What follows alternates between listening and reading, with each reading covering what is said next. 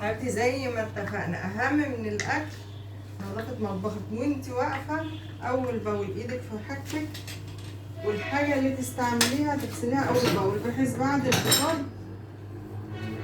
لو حطيتي الحلل حتى في غسالة الاطباق او حطيتي الاطباق اللي كلت فيها، بيبقى معاكي بعد الفطار القرآن بتاعك للصلاة، لو عندك مشوار هتروحيه ماشي، بوتاجازك بالليل مثلا هتصفيه بس مش هيبقى كده.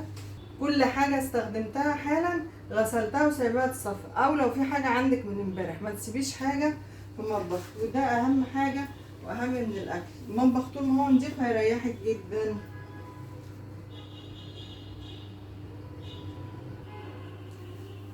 التلاجة ايدك فيها اول باول من بره، ويوم ما تلمعيها على بعضها لمعيها. الايس ميكر طبعا مكانه لازم ايه، لمعيه كده، حاجتك مش هتاخد منك وقت وانت بتعملي.